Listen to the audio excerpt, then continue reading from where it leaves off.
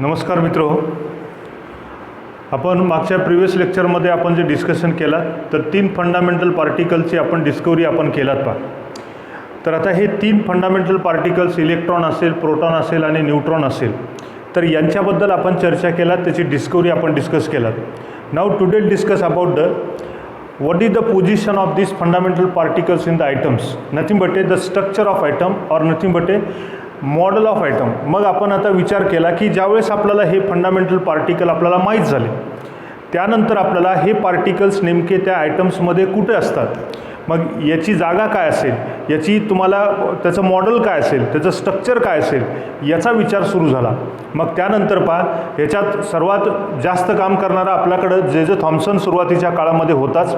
तर या जे जे थॉम्सननी पहिल्यांदा आपल्याला एक ॲटॉमिक मॉडेल देण्याचा प्रयत्न केला. मग त्यानुसार आपण आज जे डिस्कशन आहे, आजचं जे लेक्चर असेल, तर त्या लेक्चरमध्ये आपण काय पाहतोय, तर मॉडेल ऑफ ॲटम और ॲटॉमिक मॉडेल्स असं आपण त्यांना म्हणू. तर वेगवेगळ्या सायंटिस्टनी वेगवेगळे मॉडेल्स आपल्याला दिलेले आहेत.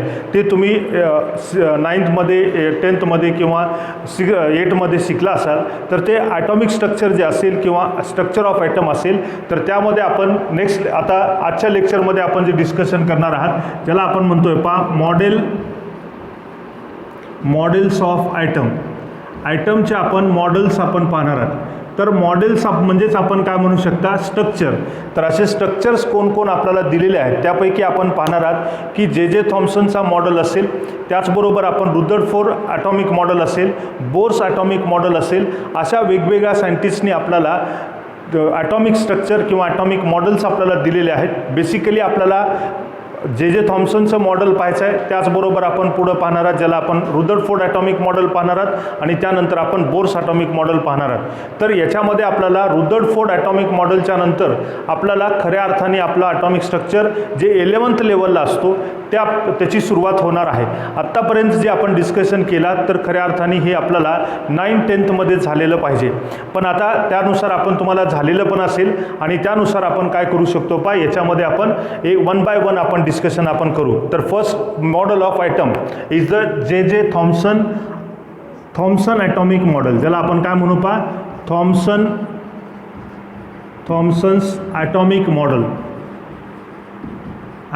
Model.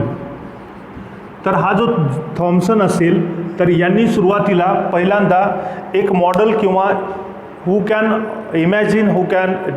can introducing the one of the atomic models, and this atomic models looks like the पुडी प्लम, ज्याला आपण म्हणू शकता किंवा वॉटरमेलन मॉडेल ॲटॉमिक मॉडेल असं म्हणतो. यालाच आपण काय म्हणू शकता पहा, वॉटरमेलन असं म्हणतो. हा वॉटरमेलन ॲटॉमिक मॉडेल असंही म्हटलं जातं. कारण आता वॉटरमेलन हा तुम्हाला शब्द माहीत असेल, कारण तुम्ही आत्ता सध्या आपण समर कंडिशनमध्ये आहेत आणि त्या समर कंडिशनमध्ये आपण वॉटरमेलन आपल्याला जास्त प्रमाणामध्ये चोहीकडं आपल्याला पाहायला मिळतं पहा.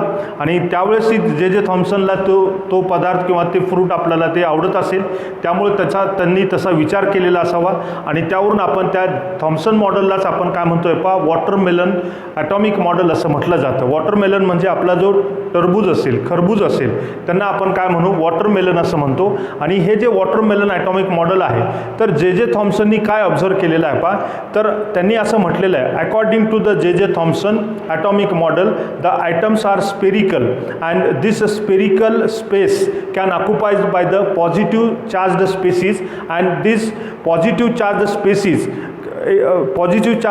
are spread in overall the spherical shape of the atoms and embedded the negative charged particles, that is the electrons, and therefore the atoms are the neutral in nature. असं आपल्याला सिंपल असं थॉम्सन मॉडेल आपल्याला दिलेलं आहे. थॉम्सनचं म्हणणं काय होतं पहा, की त्यांनी आपल्याला सांगितलेलं आहे किंवा याच्या अगोदर आपल्याला कोण सांगितलेलं आहे, डॉल्टननी पण सांगितलेलं आहे की आयटम्स ऑफ द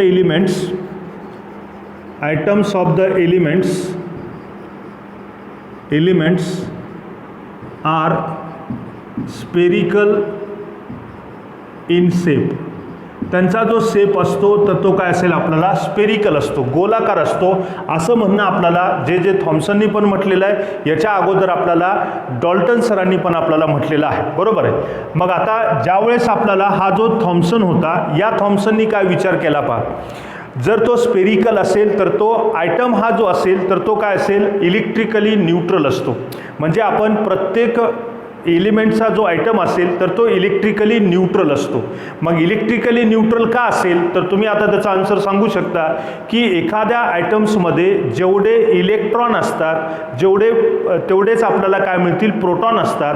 आणि म्हणून आपण त्यांना काय म्हणू शकतो atoms of the elements are electrically neutral. असं आपण जे जे थॉम्सनच्या म्हणण्यानुसार किंवा गोल्डस्टीनच्या म्हणण्यानुसार आपण हे मान्य केलेलं आहे की atoms of the elements are neutral. म्हणून आपण atoms of the elements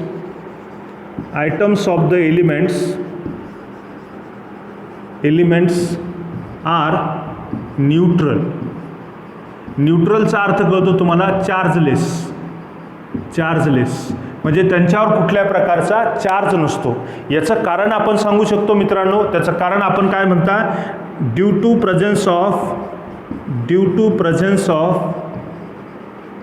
presence of equal number of electrons and protons. म्हणजे त्या आयटम्समध्ये आपल्याला प्रोटॉनची संख्या जेवढी आहे तेवढीच इलेक्ट्रॉनची संख्या असते. म्हणजेच जेवढे निगेटिव्ह पार्टिकल आहेत तेवढेच पॉझिटिव्ह पार्टिकल असतात. आणि म्हणून आपण एखाद्या आयटम्स ऑफ द एलिमेंट्स हा काय असतो, न्यूट्रल असतो, तो चार्जलेस असतो, असे आपल्याला माहिती आहे. नेक्स्ट, आता बघा, हे तर आपल्याला जनरल गोष्टी आहेत, हे तर आपल्याला माहीत असणं गरजेचंच असेल. नेक्स्ट आपण काय पुढं पाहतोय की जे थॉम्सन जो असेल तर त्यांनी आपल्याला काय सांगितलं आहे, त्यांनी काय व्हिज्युलायझेशन केलेलं आहे की त्यांचं असं म्हणणं आहे की आयटम हा एक स्पेरिकल स्पेस असतो आणि स्पेरिकल शेप असल्यामुळं त्याचा जो स्पेरिकल पार्ट असेल, all the spherical parts which are dispersed the positive particles present in the item. एखाद्या आयटम्समध्ये जे पॉझिटिव्ह पार्टिकल आहेत, आणि तुम्हाला माहिती आहे की आयटम्समध्ये पॉझिटिव्ह पार्टिकल कोण असतो तर प्रोटॉन असतो. आणि असा प्रोटॉन जो असेल तर हा प्रोटॉन हा पूर्ण त्या स्पेअरमध्ये काय झालेला असेल, डिस्ट्रीब्यूट झालेला आहे. आणि जर डिस्ट्रीब्यूट झालेला असेल तर त्यांना आपण काय म्हटलेलं आहे पॉझिटिव्ह स्पेअर असं आपण त्यांना म्हणतो. म्हणजे atoms consist the positive sphere in which the embedded the negative particles. एवढं सिंपल त्यांनी मॉडेल आपल्याला दिलेलं आहे. त्याचं म्हणणं काय असेल तर पॉझिटिव्ह पार्टिकल्स, ज्याला आपण प्रोटॉन असं म्हणू, positive or proton particles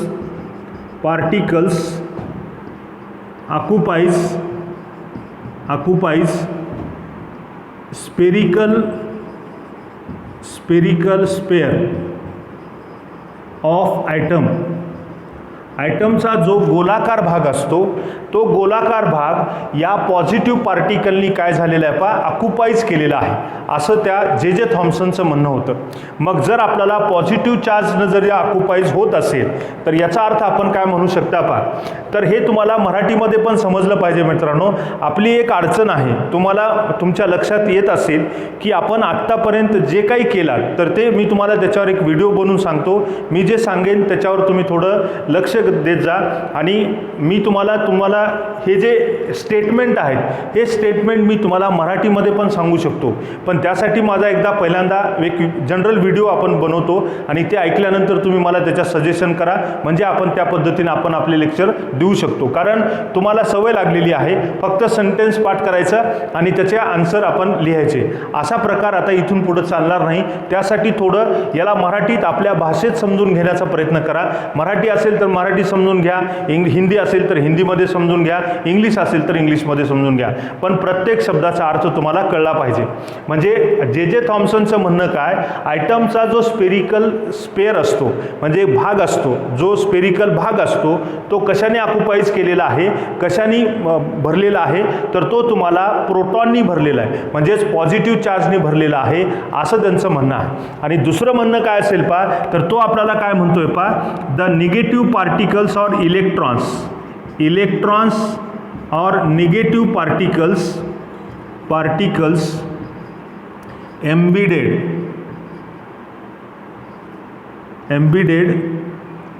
in positive sphere असं त्यांचं म्हणणं आहे. म्हणजे आयटम्स ऑफ द एलिमेंट्स हा कसा आहे तर तो काय करतो की इलेक्ट्रॉन म्हणजेच निगेटिव्ह पार्टिकल हे त्या पॉझिटिव्ह स्पेअरमध्ये आपल्याला काय होतात, एम्बिडेड होतात. तुम्हाला आठवत असेल तर आपण जेव्हा खरबूज असेल किंवा टरबूज असेल, वॉटरमेलन असेल, तर आपण जेव्हा त्याला कापलेला असाल तर तुम्हाला जो लाल भाग आपल्याला दिसतो तो असेल पॉझिटिव्ह स्पेअर, ज्याला आपण म्हणता प्रोटॉन, असे पूर्णपणे डिस्ट्रीब्यूट झाले आणि त्याच्यामध्ये जे ब्लॅक सीड्स आपल्याला पाहायला मिळतात आणि ते त्याच्यामध्ये गुंडाळलेले असतात, त्याला एम्बिडेड असं म्हणतो. आणि असे एम्बिडेड झालेले असतात त्यांना आपण काय नाव दिलेलं आहे, त्या आपण नाही तर जे थॉम्सननं नाव दिलेलं आहे त्याला आपण म्हणतो इलेक्ट्रॉन्स. आणि जेवढे इलेक्ट्रॉन्स असतात तेवढेच प्रोटॉन त्या आयटम्समध्ये असतात असं आपल्याला या जे थॉम्सननी आपल्याला त्याच्या ॲटॉमिक मॉडेलमध्ये आपल्याला सांगितलेलं आहे. म्हणून आपण काय म्हणू शकता, त्याची जर डायग्राम काढायची असेल तर हा तुमचा काय असेल पा, तर हा स्पेरिकल असेल, बरोबर आहे. वॉटरमेलनचा हा स्पेरिकल स्पेस असेल. याच्यामध्ये काय असेल पा, पूर्णपणे पॉझिटिव्ह चार्ज आपल्याला काय असेल पा इथं डिस्ट्रीब्यूट झालेला असतो, बरोबर आहे, पॉझिटिव्ह चार्ज. आणि या पॉझिटिव्ह स्पेअरमध्ये काय असेल, तुम्हाला हा पॉझिटिव्ह स्पेअर जो असेल तर या पॉझिटिव्ह स्पेअरमध्ये आपल्याला काही ठिकाणी तुम्हाला काय दिसेल पा, निगेटिव्ह पार्टिकल्स हे एम्बिडेड झालेले असतील. म्हणजे जेवढे पॉझिटिव्ह असतील तेवढे काय असतील तुम्हाला निगेटिव्ह आपल्याला पार्टिकल्स आपल्याला याच्यामध्ये एम्बिडेड झालेले असतील. म्हणजे याला आपण काय म्हणू पा, प्रोटॉन. आणि यांना आपण काय म्हणू शकता पा, तर याला आपण म्हणतो इलेक्ट्रॉन. आणि म्हणून आपण काय म्हणतोय, याला आपण वॉटरमेलन ॲटॉमिक मॉडेल असं म्हटलं जातं. तर हे आपल्याला त्यांनी सांगितलेलं आहे. आता हा शहाणपणा आपल्याला अगोदरच माहिती आहे, बरोबर आहे. आता याच्यामध्ये काय माहिती आहे का, यांनी जे आपल्याला सांगण्याचा प्रयत्न केला आहे तर याचं कुठंपर्यंत सक्सेस आहे किंवा ही कुठंपर्यंत गोष्ट आपण मान्य केलेली आहे, कोणत्या गोष्टीचा किंवा कोणत्या म्हणजे आपल्याला फ्रूट काय असेल त्यासाठी आपल्याला हे का मान्य करायचं आहे, तर त्यासाठी आपण काय म्हणतो की जे थॉम्सन ॲटॉमिक मॉडेलच्या आधारावर आपण एकच गोष्ट आपण मान्य करू शकतो, त्यांच्या कामाला क्रेडिट देऊ शकतो. ते कोणतं काम असेल तर items of the elements which are electrically neutral and they are easily explain by the watermelon atomic model. या ॲटॉमिक मॉडेलनुसार आपण एकच त्यांनी सॅटिस्फॅक्शन आपल्याला केलेलं आहे, जे सॅटिस्फॅक्शन की आयटम्स आर इलेक्ट्रिकली न्यूट्रल. कारण काय सांगितलं त्यांनी, जेवढे प्रोटॉन असतात तेवढेच काय असतात तुम्हाला इलेक्ट्रॉन्स असतात. एवढी एकच गोष्ट आपल्याला त्या थॉम्सन मॉडेलमध्ये आपल्याला पाहायला मिळालेले आहे. Who does not explain the stability of atom. Stability of आयटम्सबद्दल आपल्याला त्यांनी काही सांगितलेलं नाही. रुदरफोर्ड ॲटॉमिक मॉडेलला जे त्यांनी कंक्लुजन आपल्याला दिलेलं आहे तर त्या कंक्लुजनचं सॅटिस्फॅक्शन या थॉम्सन मॉडेलनुसार आपल्याला होत नाही. आणि म्हणून आपण हा जो मॉडेल असेल तर हे मॉडेल आपल्याला काही काळापुरता आपण मान्य केलेलं आहे आणि त्यानंतर या मॉडेलला आपण रिजेक्शन केलेलं आहे. But it is the first atomic model. म्हणजे हे आपल्याला पहिल्यांदा ॲटॉमिक मॉडेल मांडण्याचं काम या थॉम्सन साहेबांनी केलेलं आहे. म्हणून थोडं त्यांचं क्रेडिट म्हणून आपण त्यांना शिकत असतो किंवा त्यांची क्रेडिट आपण त्यांना देत असतो. मग हे जे फेल्युअर गेलेलं असेल हे रिजेक्ट झालेलं ॲटॉमिक मॉडेल आहे. आणि हे का असेल, कारण त्यांनी रुदरफोर्डनी जे सांगितलेलं मॉडेल आहे ते सॅटिस्फॅक्टरी त्यांनी एक्सप्लेन करू शकलेला नाही. आणि त्याचबरोबर स्टेबिलिटी ऑफ आयटम याच्याबद्दल पण त्यांनी आपल्याला काही सांगितलेलं नाही. आणि म्हणून आपल्याला हे मॉडेल काय असेल पा, रिजेक्ट झालेलं आहे असं आपण लक्षात ठेवा. लक्षात राहील. नेक्स्ट, आता हे जर रिजेक्ट झालेलं असेल तर तुम्ही एक शिकलेला पार्ट जो आपण त्याला म्हणू शकता की रुदरफोर्ड ॲटॉमिक मॉडेल. हे पहिलं ॲटॉमिक मॉडेल झालं. दुसरं ॲटॉमिक मॉडेल आपण कोणतं पाहतो, Rutherford atomic model.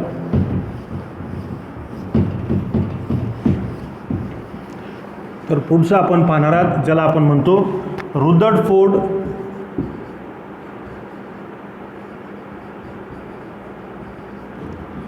Atomic model.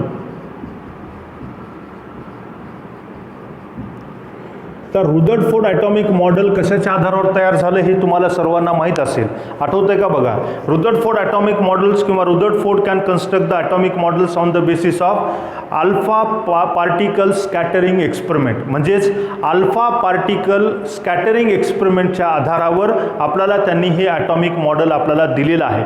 आता त्या एक्सपेरिमेंटमध्ये आपण जास्त वेळ घालू नये त्यासाठी आपल्याला काय सांगता येईल पहा, तर रुदरफोर्ड ॲटॉमिक मॉडेल आपण कशाच्या आधारावर सांगतो, on the basis of on the basis of alpha particle scattering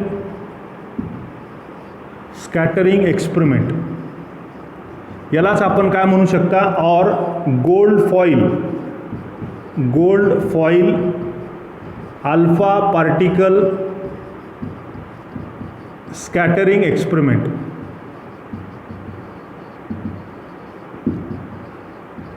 असं आपण त्यांना म्हणू शकतो. असे आपण वेगवेगळ्या नावाच्या आधारे आपण सांगू शकता. रुदरफोर्डने जे ॲटॉमिक मॉडेल दिलेलं आहे ते कशाच्या आधारावर दिलेलं आहे, एक एक्सपेरिमेंट त्यांनी करून बघितला आहे, ज्याला आपण gold foil alpha particle scattering experiment असं म्हणतो, किंवा त्यांना आपण अल्फा पार्टिकल स्कॅटरिंग एक्सपेरिमेंट असं म्हणतात. त्यांनी काय केलेलं होतं तुम्हाला आठवत असेल की एक गोल्ड फॉइल घेतलेली आहे, म्हणजे गोल्ड प्लेट आपल्याला घेतलेली आहे आणि त्याच्यावर अल्फा पार्टिकल्स आपल्याला बंबार्ड केलेले आहेत. अल्फा पार्टिकल्स कशाला म्हणतात पहा, तर मी तुम्हाला सांगितलेलं आहे की अल्फा पार्टिकल जो असतो तर हा इक्वल टू काय असेल, तुम्हाला हेलियम जो तुमचा न्यूक्लियस आहे, तर या हेलियमच्या न्यूक्लियस एवढा जो मास असेल, जेवढी इलेक्ट्रॉन्स असतील त्याचा जो मास आहे, त्या मासचा जो पार्टिकल बनतो त्याला आपण काय म्हटलेलं आहे, अल्फा पार्टिकल हा रेडिओ ॲक्टिव्ह एलिमेंट्समधून बंबार्ड केला जातो. त्याला आपण अल्फा पार्टिकल, बीटा पार्टिकल आणि गॅमा पार्टिकल असे 3 पार्टिकल्स आपल्याला एखाद्या रेडिओ ॲक्टिव्ह एलिमेंट्समधून आपल्याला काय करतात, बंबार्डिंग होते आणि इमिटेट केलं जातं आणि त्यालाच आपण रेडिओ ॲक्टिव्हिटी असं म्हणतो. हे आपल्याला कुठंतरी तुम्हाला वाचायला मिळालेलं असेल, 10th मध्ये पण झालेलं असेल. आता या अल्फा पार्टिकल्स गोल्ड फॉइलवर त्यांनी बंबार्डिंग केली. आपण कन्सिडर करू पहा की हा एक तुमचा गोल्ड आयटम आहे, बरोबर आहे. हा तुमचा एक गोल्ड आयटम असेल आणि या आयटम्सवर किंवा तसे नंबर ऑफ आयटम्स आपल्याला याच्यावर दाखवता येतील. मी तेवढं तुम्हाला याच्यामध्ये कॉम्प्लेक्स करत बसत नाही. मग आता आपण काय केलात की यांच्यावर आपण without deflection the alpha particles are continuously bombard on this gold foil. त्या गोल्ड फॉइलवर आपण कंटिन्युअसली काय केलात पहा, अल्फा पार्टिकल आपण बंबार्ड केलात. मग हे तुमचे अल्फा पार्टिकल्स आपण काय करतोय पहा, याच्यावर आपण बंबार्ड करतोय. मग या आयटम्सवर आपण बंबार्ड करत असताना त्यांनी काही ऑब्झर्वेशन पाहिलेले आहेत. तुम्हाला माहिती आहे, the large number of alpha particles which are transmit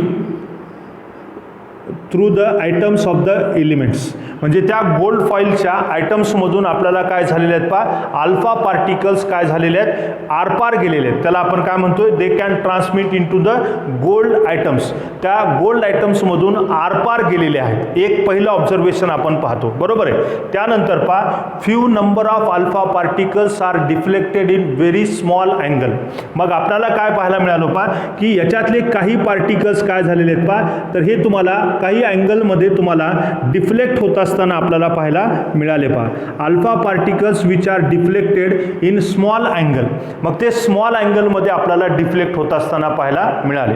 त्यानंतर बघा पुढं आपण असं म्हणतो, very very few number of alpha particles, म्हणजे 1,00,000 अल्फा पार्टिकलपैकी एक अल्फा पार्टिकल किंवा अल्फा रेज आपल्याला 180 डिग्रीमध्ये डिफ्लेक्ट होताना किंवा मोर दॅन 90 to 180 डिग्री अँगलनी जर तो डिफ्लेक्ट होत असेल, तर असे काही पार्टिकल्स किंवा असे काही अल्फा पार्टिकल्स आपल्याला डिफ्लेक्ट होताना आपल्याला पाहायला मिळाले. म्हणजेच तुम्हाला काय मिळेल पहा, तर याच्यामध्ये आपल्याला काही पार्टिकल्स आपल्याला याच्यामध्ये हा 180 मध्ये डिफ्लेक्ट होताना आपल्याला पाहायला मिळाले. म्हणजे 3 ऑब्झर्वेशन आपण पाहिलात. मी थोडक्यात इथं लिहितोय पहा, तर याला आपण काय म्हणू, ऑब्झर्वेशन जर बघितलात तर याच्यामध्ये आपण काय सांगतोय पहा, पहिलं ऑब्झर्वेशन आपण काय बघितलात, पहिल्यांदा आपण काय म्हणतो, most of alpha particles transmit into item, असं आपण त्याला म्हणू. त्याचबरोबर आपण काय म्हणू शकता, पुढचं काय केलं, few number of alpha particles deflected in small angle. हे आपण दुसरं ऑब्झर्वेशन आपण बघितलं. त्यानंतर बघा तिसरं ऑब्झर्वेशन आपण काय म्हणू शकतो की very very few number of few number of alpha particles deflected in large angle that is more than 90 to 80 degree असं आपण त्याला म्हणतो. तर हे त्यांनी 3 ऑब्झर्वेशन पाहिलेले आहे. आता या 3 ऑब्झर्वेशननुसार त्यांनी काही कंक्लुजन आपल्याला दिलेलं आहे आणि ते कंक्लुजन पण तुम्हाला माहीत असेल. त्या कंक्लुजनबद्दल आपण डिस्कशन करू पहा. तर कंक्लुजनमध्ये आपल्याला काय सांगितलेलं असेल पहा. तर याच्यामध्ये आपण कंक्लुजन त्यांनी काय दिलेलं आहे त्याबद्दल आपण डिस्कशन करू. तर कंक्लुजनमध्ये पहिल्यांदा त्यांनी आपल्याला काय सांगितलेलं आहे पहा. कशाच्या आधारावर केलेलं आहे हे पण आपल्या लक्षात यावं. त्यांनी जास्तीचा पार्ट जो असेल अल्फा पार्टिकल्स हे जास्तीचे most of the alpha particles which are transmit through the आयटम्समधून बाहेर पडलेले आहेत. मग याचा अर्थ आपण काय म्हणू शकता, the atoms which have the empty space, hollow space, त्यांच्यामध्ये आपल्याला एम्प्टी स्पेस असतो असं आपल्याला या अल्फा पार्टिकल एक्सपेरिमेंटच्या आधारे आपण सांगू शकतो. म्हणजेच आपण काय म्हणू शकता, the atoms consist of hello space. Hello स्पेसचा अर्थ काय घेऊ शकता, एम्प्टी स्पेस. त्याला आपण काय म्हणू शकतो, एम्प्टी स्पेस म्हणतो किंवा त्यांना आपण हॅलो स्पेस असं म्हटलं जातं. राईट. नेक्स्ट पहा. त्याच्यानंतर आपण काय म्हणू शकता, नेक्स्ट कशाच्या आधारावर म्हटलात, अल्फा पार्टिकल हे आरपार जात होते म्हणून त्यांना त्यांच्यामध्ये रिकामी जागा असेल तरच आरपार जातील म्हणून आपण काय म्हणतो, हॅलो स्पेस आहे, त्याच्यामध्ये एम्प्टी स्पेस आहे. नेक्स्ट पहा. पुढचं काय बघितलं आपण, अल्फा पार्टिकल जे असतील तर यांच्यावर आपल्याला पॉझिटिव्ह पार्टिकल असतात. अल्फा पार्टिकल कसे असतात, पॉझिटिव्ह पार्टिकल असतात. बीटा पार्टिकल हे निगेटिव्ह पार्टिकल असतात. गॅमा पार्टिकल हा न्यूट्रल असतो. हे आपल्याला माहीत असावं. मग अल्फा पार्टिकल हे पॉझिटिव्ह पार्टिकल्स आपण बंबार्डिंग केलात आणि बंबार्डिंग केल्यानंतर काही अल्फा पार्टिकल्स आपल्याला काय मिळाले पहा, तर स्मॉल अँगलमध्ये डिफ्लेक्ट होताना आपल्याला पाहायला मिळाले. मग याचा अर्थ आपण काय घेऊ शकतो, the items of the elements consist of the one of the positive particles or positive space in the items. म्हणजे याचा अर्थ काय झाला, कारण पॉझिटिव्ह जर एकमेकाच्या समोर येत असतील तर यांच्यामध्ये रिपल्शन होतं. रिपल्शन होत असेल तर तो काय होईल, मग डिफ्लेक्ट होऊ शकतो. म्हणून आपल्याला काय सांगितलं, सेकंड ऑब्झर्वेशननुसार काय सांगतो आपल्याला, the atoms consist of the positive space in the atom. आयटम्समध्ये एखादा पॉझिटिव्ह स्पेस असला पाहिजे आणि त्या पॉझिटिव्ह स्पेसला त्यांनी नाव देऊन टाकलेलं आहे, त्याला आपण म्हटलेलं आहे न्यूक्लियस. त्याला आपण काय म्हणतो, न्यूक्लियस म्हणतो. आणि या न्यूक्लियसचं त्यांनी एक्सप्लेनेशन दिलेलं पण आहे. त्यामध्ये आपण काय सांगतोय पहा, की याच्यामध्ये आपण item consist of positive spare किंवा पॉझिटिव्ह पार्टिकल किंवा पॉझिटिव्ह स्पेअरच लिहा, positive sphere in the centre. सेंटरमध्ये आपल्याला काय दिसतो, पॉझिटिव्ह स्पेअर आपल्याला दिसतो आणि त्यालाच त्यांनी काय नाव दिलेलं आहे, इज कॉल्ड ॲज न्यूक्लियस. त्यांना काय नाव दिलेलं आहे, न्यूक्लियस असं नाव दिलेलं आहे. लक्षात येते. तर न्यूक्लियस आपण कशाला म्हटलेलं आहे, the atoms which consist of the at the centre of the items positive space and this positive particles or positive space are called like the nucleus. म्हणजे ते कशाच्या आधारावर सांगितलं, अल्फा पार्टिकलच्या स्मॉल अँगलमध्ये डिफ्लेक्शन होतं आणि त्यामुळे आपण काय म्हणतो, त्यांच्यामध्ये एक पॉझिटिव्ह स्पेअर आहे आणि त्या पॉझिटिव्ह स्पेअरलाच आपण काय म्हणायचं आहे पहा, न्यूक्लियस असं नाव दिलेलं आहे. आता तो न्यूक्लियस का म्हटलेला आहे, because which are present at the centre of the item. आणि त्या आयटमच्या सेंटरमध्ये आहे आणि म्हणून आपण त्यांना काय नाव दिलेलं आहे पहा, तर याला आपण न्यूक्लियस असं नाव दिलेलं आहे. लक्षात येतं मित्रांनो तुम्हाला. मग हा जो न्यूक्लियस असेल तर या न्यूक्लियसबद्दल पण आपल्याला माहिती असावी. न्यूक्लियसचा जो रेडियस आहे हे लक्षात ठेवा, radius of nucleus is very small as compared to the radius of atom. म्हणून आपण तो किती असेल तर 10⁻⁻15 मीटर काय मिळतो तुम्हाला, radius of nucleus equal to 10⁻⁻15 metre असतो असं आपण लक्षात ठेवा. आणि म्हणून आपण काय म्हणायचं आहे पहा, radius of nucleus is small than radius of atom. Radius of item किती असतो माहिती आहे तुम्हाला? तर तो असतो 10⁻⁻10 मीटर.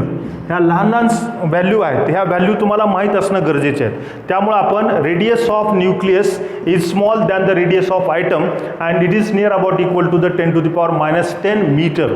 तर हे तुम्हाला त्या आयटम्स सांगत असताना आयटम्स हा 10⁻⁻10 मीटर एवढ्या तुम्हाला डायमीटरचा आहे आणि त्याच्यामध्ये एक स्मॉल पार्टिकल आहे आणि स्मॉल स्पेस आहे आणि तो स्मॉल स्पेस त्या आयटमच्या सेंटरमध्ये आहे कारण त्याचा रेडियस फार कमी आहे आणि तो रेडियस आपल्याला किती दिला पहा 10⁻⁻15 मीटर आपल्याला दिलेला आहे. लक्षात येते? नेक्स्ट पहा पुढं आपल्याला त्यांनी काय सांगितलेलं आहे पहा. तर याच्यामध्ये आपण काय सांगतोय की हा सेंटरमध्ये का आहे हे जर तुम्हाला सांगायचं असेल तर त्यांनी काय म्हटलेलं आहे की very few number of alpha particles are deflected in 180 degree angle. 180 डिग्रीमध्ये किंवा मोर दॅन 180 डिग्री अँगलमध्ये तो रोटेट म्हणजे डिफ्लेक्ट होतो. याचा अर्थ आपण काय सांगू शकता तर तो डायरेक्ट अल्फा पार्टिकल्स त्याच्या न्यूक्लियसच्या भोवती न्यूक्लियसवर जाऊन रिफ्लेक्ट झालेले आहेत आणि त्यावेळेस आपल्याला ते फार कमी प्रमाणात पार्टिकल झाले आहेत. कमी प्रमाणात डिफ्लेक्ट होणे म्हणजे काय असेल तर त्याचा जो डायमीटर असेल जो रेडियस असेल तो फार कमी आहे. म्हणूनच आपल्याला काही प्रमाणात अल्फा पार्टिकल काय झाले 180 डिग्री अँगलपेक्षा जास्त अँगलमध्ये डिफ्लेक्ट झाले, जे आपण त्याला म्हणू शकता 360 डिग्रीमध्ये त्या डिफ्लेक्ट झाले आणि ते तुम्हाला काय असेल अपोजिट डायरेक्शनमध्ये मूव्ह होतात, डिफ्लेक्ट होत असतात आणि म्हणून आपण काय म्हणू शकता nucleus which are present at the center and which occupies the very small part that is the 10⁻⁻15 meter in the atom. आयटमच्या सेंटरमध्ये फार कमी स्पेस त्यांनी ऑक्युपाइज केलेला आहे असं आपण तिसऱ्या ऑब्झर्वेशननुसार आपण कंक्लुजन काढू शकता. त्यानंतर आपल्याला काय सांगितलेलं आहे पहा की जो तुमचा एखादा आयटम असेल तर items which consist of the electrons and which electrons which present in the extra nuclear part or empty space around the nucleus of item. त्यांचं काय म्हणणं होतं की इलेक्ट्रॉन जो असेल ते इलेक्ट्रॉन जे असतील तर ते इलेक्ट्रॉन्स आपल्याला एम्प्टी स्पेसमध्ये असतात आणि ते कंटिन्युअसली रिव्हॉल्व होत असतात. कुणाच्या भोवती तर न्यूक्लियसच्या भोवती आपल्याला रिव्हॉल्व होत असतात and this atomic model is looks like the solar system. म्हणजे सोलार सिस्टीमसारखं हे तुम्हाला काय असेल पहा हे मॉडेल आहे. म्हणजेच काय तर सनच्या भोवती वेगवेगळे जे तुम्हाला प्लॅनेट्स असतील तर हे रिव्हॉल्व होत असतात. म्हणजेच याचा अर्थ आपण काय म्हणतो प्लॅनेट असेल सॅटेलाइट्स असतील तर हे त्या सनच्या भोवती आपल्याला काय होत असतील पहा कंटिन्युअसली रिव्हॉल्व होत असतात आणि त्यासाठी आपल्याला सेंट्रिप्युटल फोर्स काम करत असतो. हे तुम्ही ग्रॅव्हिटेशनल फोर्समध्ये बघितलं असाल आणि त्यामुळे आपण लक्षात घेऊ या रुदरफोर्डला काही स्वप्नात आलेलं नव्हतं. रुदरफोर्डनी जो अभ्यास केला होता त्यानुसार आपल्याला काय सांगतोय की सेंटरमध्ये तुमचा काय असेल पॉझिटिव्ह पार्ट आहे आणि त्या पॉझिटिव्ह पार्टला त्यांनी न्यूक्लियस असं नाव दिलंय. त्याच्यावर पॉझिटिव्ह चार्ज का असेल तर तुम्ही अनुमान लावू शकता because nucleus which contain the positive protons. म्हणजे त्या न्यूक्लियसमध्ये काय असेल प्रोटॉन प्रेझेंट असतील म्हणून तर त्याच्यावर पॉझिटिव्ह चार्ज येतो आणि म्हणून आपण काय म्हटलेलं आहे पहा protons which are present in the nucleus of item. हे क्लिअर होतं. त्यानंतर आयटम्समध्ये जे असेल तर आयटम्समध्ये दुसरा फंडामेंटल पार्टिकल काय असेल तर तो तुमचा इलेक्ट्रॉन असेल. इलेक्ट्रॉन कुठं असेल बघ electrons are revolving in extra nuclear part and these electrons are continuously revolve around the nucleus of atoms of the elements. असं आपल्याला त्या रुदरफोर्डनी सांगितलेलं आहे आणि त्यानुसार त्यांनी त्याला नाव पण दिलेलं आहे. This model is the solar system. Solar सिस्टीमसारखं हे तुम्हाला ॲटॉमिक मॉडेल त्यांनी सांगितलेलं आहे. म्हणून आपण electrons are revolving around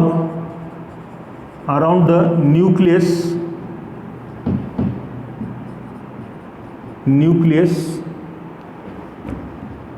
in extranuclear part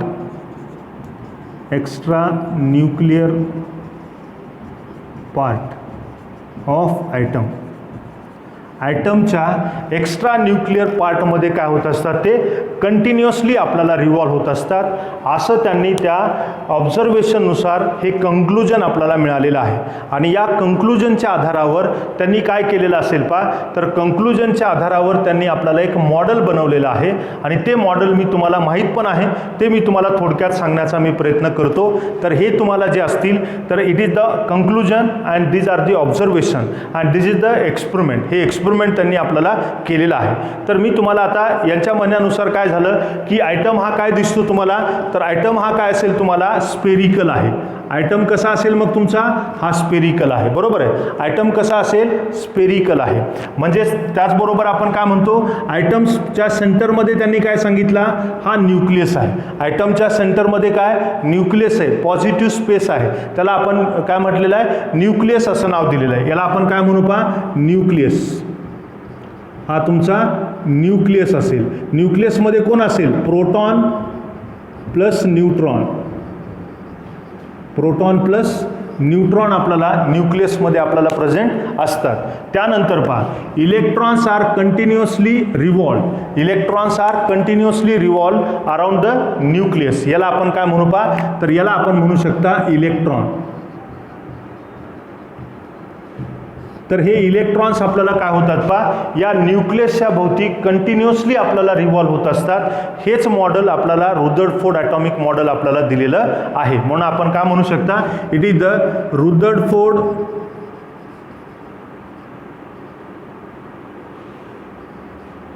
atomic model. हे रुदरफोर्ड ॲटॉमिक मॉडेल आपल्याला याच्यामध्ये पाहायला मिळतो, बरोबर आहे.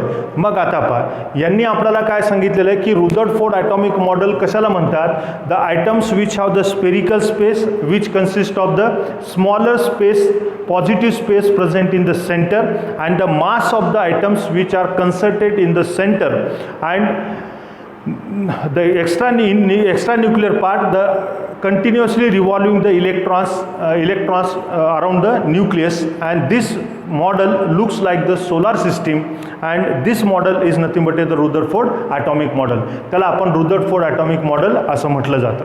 बट हे जे रुदरफोर्ड ॲटॉमिक मॉडेल असेल तर हे आपण जास्त काळ टिकलेलं नाही किंवा हे रिजेक्ट करण्यात आलेलं आहे. त्याचं कारण काय असेल कारण बघा, त्याच्यावर आपल्याला पुढं थेरी पण आपल्याला शिकायची आहे. तर याच काळामध्ये आणखीन एक आपल्याला सायंटिस्ट होऊन गेला, ज्याला आपण म्हणतो मॅक्सवेल.